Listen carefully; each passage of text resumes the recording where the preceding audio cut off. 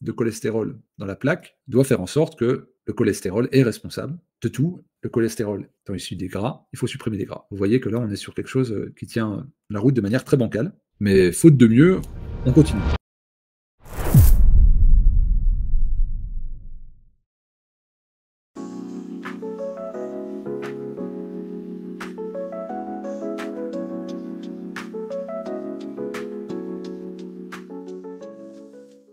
C'est bien d'avoir une approche, mais c'est encore mieux d'en avoir 2, voire plus. Donc ce qui fait que, vous êtes plusieurs à avoir des origines professionnelles et des parcours différents, ce qui va venir, enrichir, tous nos échanges. Et donc le but, c'est pas de venir, écraser d'un savoir et d'une idéologie, ces supervisions. C'est d'être en proposition, à la fois de savoir et d'expérience. Ce sera beaucoup étayé par l'expérience pour, qu'on grandisse, ensemble et puis d'être, à votre service aussi parce que ces supervisions-là, c'est pas que les miennes, c'est les vôtres, donc elles seront ce que vous voulez en faire. C'est-à-dire que moi, je placerai plusieurs fois la parole au centre. Ça sera à vous de la saisir et puis, de poser vos questions. Il n'y a pas de questions bêtes et puis, de rapporter vos cas pratiques ou alors si vous n'en avez pas fait beaucoup, de nommer, ce qui vous bloque. Ce sur quoi vous auriez de la difficulté à évoluer, à verbaliser, à vous positionner, parce que c'est avant tout ça être un praticien, c'est avoir une posture, hein, le savoir, si on ne sait pas le transmettre, si on n'est pas des fois un peu courageux sur certaines, prises de parole, il ne sert pas à grand chose. Donc, on va aller beaucoup, beaucoup aussi là-dessus. Enfin voilà, ceux qui m'ont suivi, l'année dernière savent que je parle beaucoup d'éthique et de posture du praticien. Donc évidemment, ça sera de manière filigrane dans toutes les supervisions et il y aura évidemment des digressions, et on ne s'interdira pas stricto sensus aux thématiques, des soirées programmées. Désormais, nous pouvons aller sur le cholestérol. Le cholestérol, c'est marrant parce que samedi matin, j'ai fait une conférence pour l'association Kousmine à Valence sur le jeûne. On va beaucoup parler d'alimentation, donc on aura l'occasion de parler d'alimentation Kousmine aussi. Et la personne qui passait après moi pendant la conférence, c'était Michel Delorgeril, qui est un copain, qui est quelqu'un qui a quand même foudroyé les mythes autour du cholestérol à travers différents ouvrages, mais également différentes publications, parce qu'il est chercheur au CNRS et que ces recherches ont abouti à des éléments assez confrontants par rapport au dogme en cours, c'est-à-dire que si vous mangez gras, vous avez du cholestérol. Donc évidemment, ça, on l'a tous entendu, réentendu, réentendu. Et les personnes qui ont du cholestérol, à qui on diagnostique un excès de cholestérol, souvent, la première chose qu'ils font avant même qu'on leur intime, c'est d'arrêter de manger gras. Quel gras, on ne sait pas, mais il faut arrêter de manger gras. Sauf qu'on voit que ça ne marche pas, et c'est pour ça qu'on on recommande depuis plusieurs dizaines d'années un type de médicament qu'on appelle les statines. Mais ces statines ont des effets secondaires marqués, qui ont été dénoncés par beaucoup de chercheurs, pas mal de praticiens allopathes, des biologistes, et puis en tête de file, Michel Delorgeril, qui en plus a la particularité d'être très taquin et très jusqu'au boutiste. Donc il n'a pas lâché l'affaire sur cette histoire-là, et ça a créé un véritable scandale pour ceux qui s'en rappellent, il y a 20-25 ans, peut-être moins, une vingtaine d'années. Et on est encore dans l'ostracisation de cette approche qui pour autant a fait ses preuves. Donc vous aurez, vous, dans les gens que vous allez rencontrer, très souvent des cas de dépassement de seuil de cholestérol. Déjà, est-ce que c'est dangereux? De quel cholestérol on parle? Et comment on prend en charge? Est-ce qu'on se greffe aux statines? Est-ce qu'on peut faire sans les statines?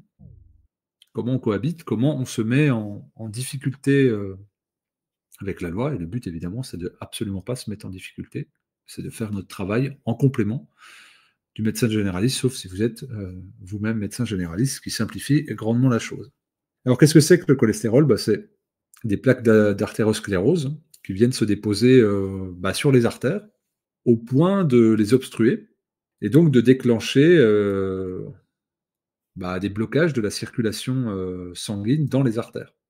Et donc, du coup, si c'est obstrué, ça fait une obstruction qui va déclencher une problématique multiple, un infarctus, AVC, enfin différentes formes. C'est pour ça que Michel Delorgeril est cardiologue. Donc, il s'intéresse à ces cas-là en tant que cardiologue. Donc, il est allé chercher la cause de ce qui faisait qu'il y avait des obstructions et des caillots sanguins qui se créaient. Et donc, il a regardé de quoi étaient composées ces plaques d'artériosclérose. Donc, elles sont composées à 30% de lipides. Donc, il y a 70% qui sont non lipidiques. Et sur ces 30% de lipides, il y a 30% de cholestérol. Donc, 30% de 30%, grosso modo, ça fait 10%. Donc, le cholestérol, de manière factuelle, est présent à hauteur de 10% dans les plaques qui obstruent les artères. Donc, c'est à partir de ce postulat-là que l'on a fait un syllogisme, c'est-à-dire 10% de cholestérol dans la plaque doit faire en sorte que le cholestérol est responsable de tout. Le cholestérol étant issu des gras, il faut supprimer les gras. Vous voyez que là, on est sur quelque chose qui tient la route de manière très bancale, mais faute de mieux, on continue. Et faute de mieux, pourquoi? Parce qu'on n'a pas une compréhension fine. Michel Delorgeril pointe un problème, mais ne donne pas de réponse factuelle. Il va en donner une partielle. C'est-à-dire que, pas que lui, hein, mais là je prends, c'est par son prisme que je rentre dans le problème du cholestérol. Et donc, on va toujours, dans ces supervisions, partir du point de vue hygiéniste parce que c'est le plus sage. Pourquoi c'est le plus sage? Parce qu'il considère que la création est parfaite, ce qui semble un postulat pas trop inintéressant, et qu'en fait, même si c'est un problème, c'est une réponse. Le corps n'est pas suicidaire, l'esprit torturé de l'humain peut l'être, mais le corps non. Lui, il tend vers la vie perpétuellement jusqu'au dernier souffle, jusqu'à la dernière apoptose.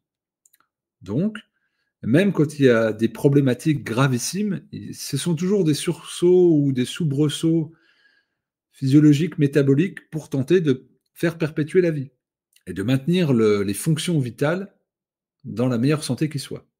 Donc on va se dire, il y a une plaque d'artériosclérose dans les artères. Ok.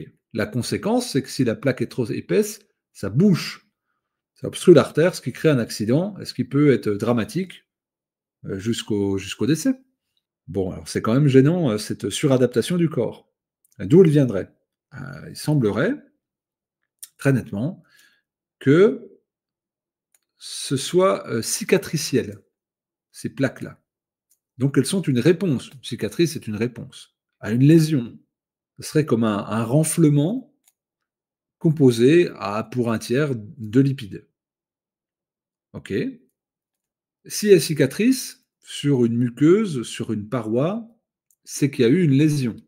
Il se trouve que cette lésion, elle n'est pas externe. C'est pas une lésion cutanée. J'ai pas un renflement, j'ai pas eu un œdème, j'ai pas une suppuration. Donc c'est une lésion interne si elle n'est pas externe. Et donc la plaque d'artériosclérose vient se plaquer là où il y a une inflammation extrêmement importante, et cette inflammation abîme l'artère. Mais quand il y a inflammation trop élevée, qu'est-ce que ça peut risquer? Je ne dis pas qu'est-ce que ça risque, qu'est-ce que ça peut risquer?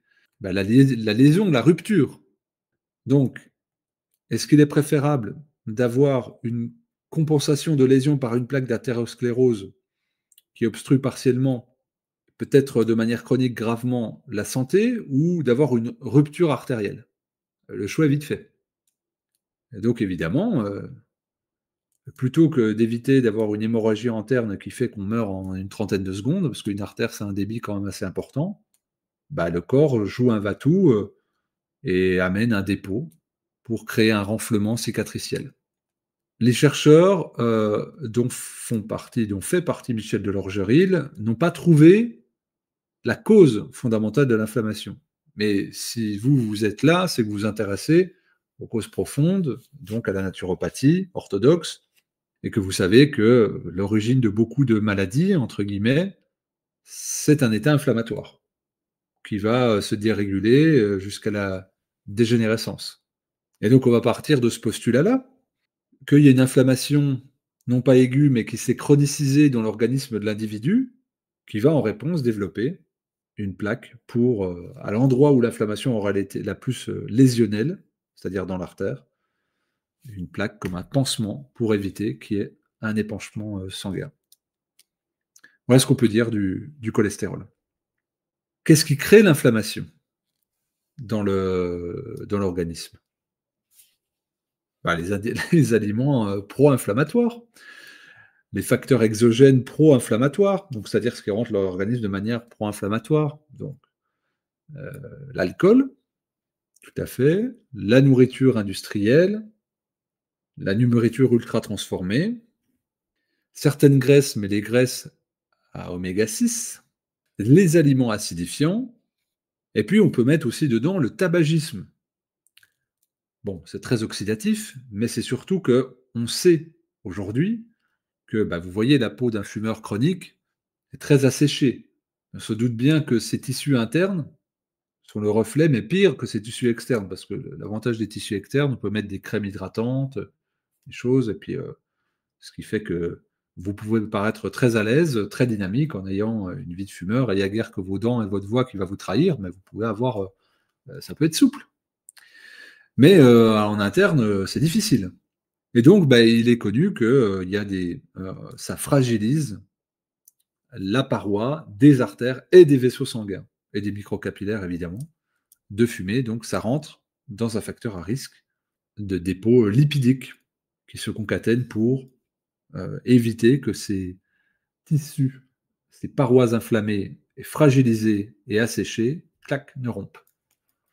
Donc voilà pour les plus gros facteurs pro-inflammatoires. Et donc c'est sur cet aspect-là qu'il faut jouer, et pas simplement de dire: «Prenez des statines», qui ne règlent rien à la cause évidemment, qui va faire diminuer le marqueur. D'ailleurs, vous avez un voyant qui clignote rouge, bah, vous substituez le fusible pour que ça clignote orange, et il sera toujours rouge en fait l'indicateur, hein, toujours rouge. Et puis vous allez dire à la personne: «Bah, mangez moins gras puisqu'on retrouve 30 de 30 dans la structure de votre plaque qui vient obstruer vos artères». C'est un peu simple pour pas dire simpliste. Et donc qu'est-ce qui est, proposé par les médecins, par les cardiologues, par les diététiciens qui travaillent avec, les personnes qui souffrent, bah, de cholestérol, mais qui les prennent en charge vraiment dans leur globalité. La première réponse de Michel Delorgeril, et qui a fait l'objet d'études au CNRS, c'est la diète méditerranéenne. Et là, on constate que, en enlevant les statines et en mettant la diète, il y a une réduction du cholestérol très rapide dans plus de 50 des cas. Juste avec cette alimentation-là, c'est-à-dire en adjoignant, rien d'autre. Et puis quand on commence à rajouter d'autres aliments, on va détailler la diète méditerranéenne, hein, évidemment, mais on peut rajouter d'autres choses. Et là, ça fait monter encore le pourcentage de réussite. La diète méditerranéenne est très riche en légumes, extrêmement riche en légumes. Il y a des crudités, il y a des légumes cuits, il y a un peu de céréales, mais il y en a quand même. Ce sont des céréales brutes. Donc il y a par exemple, il peut y avoir des pâtes, mais ça va être des pâtes complètes. Quand il y a du riz, il est au minimum demi-complet ou complet. Il y aura du pain complet. Il y aura beaucoup de verdure.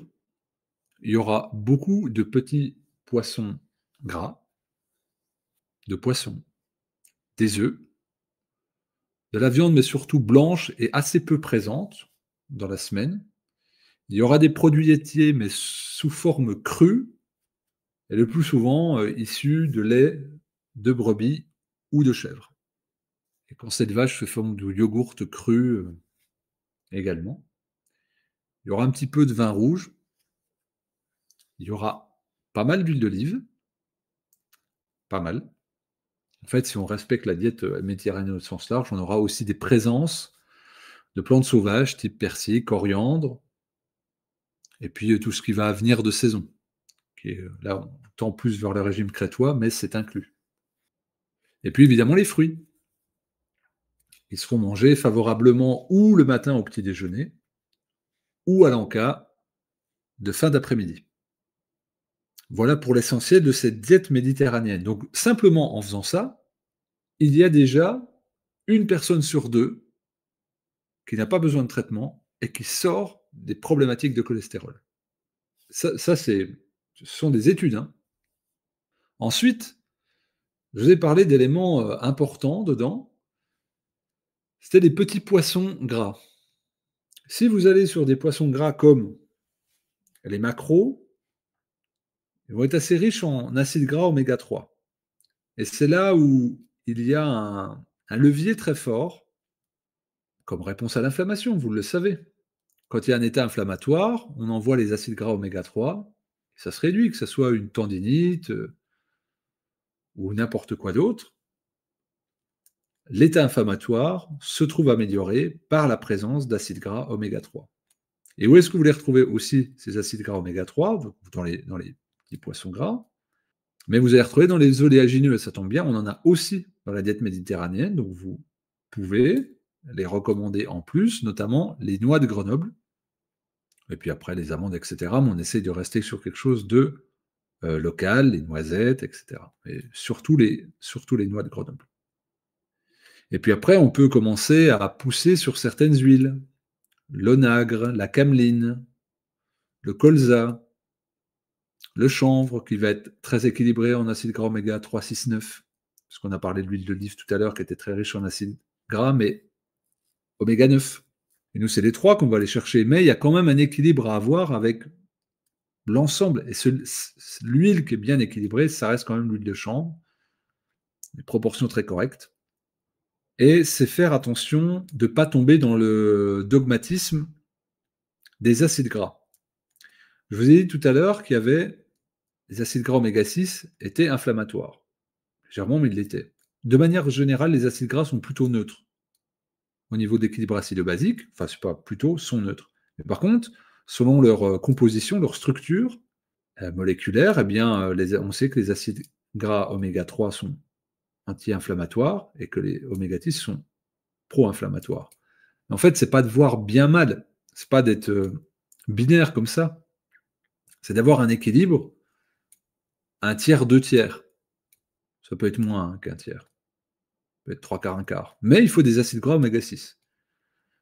Je vais vous raconter une anecdote sur l'histoire de la marmotte, que vous connaissez peut-être, il y en a qui connaissent l'histoire de la marmotte sur les acides gras. Donc ça se passe, on parlait de Grenoble, des noix de Grenoble. Si vous allez à peine plus à l'est, vous allez tomber dans les montagnes, dans les Alpes. Dans les alpages, vous avez des marmottes. Et les marmottes se nourrissent essentiellement des herbes des alpages. Les herbes sont très grasses, il y a des précipitations abondantes, il y a des fontes de neige, il y a du soleil et c'est très gras. Et donc selon les périodes de l'année, selon les pousses, ces herbes vont être composées d'acides gras à teneur différente. Au printemps, il y aura plus d'acides gras oméga 3 et à l'hiver, enfin l'automne, avant l'hibernation, d'acides gras oméga 6. Et donc il y a des chercheurs, les chercheurs cherchent, ils font des choses, donc ils tentent des trucs. Et donc là, ils inversent les herbes données à des marmottes mis en captivité. Donc ils mettent les herbes de l'automne pendant le printemps et les herbes du printemps pendant l'automne. Et ils regardent ce que ça fait. Les chercheurs s'amusent. Et donc là, ils voient qu'il y a une prise de poids, une perte de poids qui est inversée. Et que la marmotte, elle n'arrive pas à rentrer en hibernation.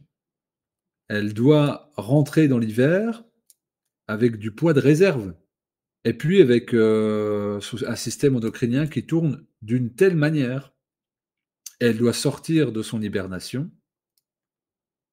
avec une alimentation spécifique. Et bien simplement en inversant l'alimentation de la marmotte, les chercheurs se sont rendus compte qu'elle avait une physiologie complètement déréglée au point de ne pas rentrer ou de très difficilement rentrer dans son hibernation et d'en sortir très laborieusement. Simplement parce qu'il y avait une influence des acides gras et que ça conditionnait tout son métabolisme. Donc c'est pour dire qu'un gras n'équivaut pas à un gras, quand on dit manger des lipides. Ça ne veut rien dire manger des lipides, manger gras, ça ne veut rien dire manger gras. Il y a des lipides dans la plaque d'artérosclérose. Quels lipides? Ça n'a aucun sens. Donc, si on dit d'un côté acide gras oméga 3 gentil et acide gras oméga 6 méchant, là on tire à côté. Parce qu'on a besoin de tout, mais dans des grandes proportions et à certains moments. C'est pour ça que tout à l'heure, je vous disais les noix de Grenoble, pardon. Et si vous entendez ce que je dis, C'est qu'évidemment, je vous parle de diète méditerranéenne, mais où habitez-vous? Et puis, où allez-vous conseiller les gens qui vont manger? Donc, vous devez, vous, faire l'effort intellectuel d'observer l'environnement dans lequel évolue la personne que vous conseillez et même de quelle origine est-elle. Je vous parlerai tout à l'heure des disparités ethniques dans l'hypertension artérielle. Nous sommes différents. Il ne viendra à personne l'idée saugrenue de comparer un Inuit à un Angolais. Ils n'habitent pas au même endroit. 80 degrés d'amplitude d'écart. Donc, il doit avoir une adaptation génétique. Et donc, l'alimentation est différente. Mais on pourrait prendre aussi le vietnamien et le finlandais. Ou le sud-argentin avec le français. Ça n'a pas de sens que ces 6 individus-là, différents, mangent la même chose. Ils ne peuvent pas manger la même chose. Leurs génotypes sont différents, leur ADN est différent, leur écosystème est différent, les aliments qui les entourent sont différents et leurs ancêtres ont mangé des aliments auxquels ils se sont adaptés et ils ont développé des capacités enzymatiques spécifiques.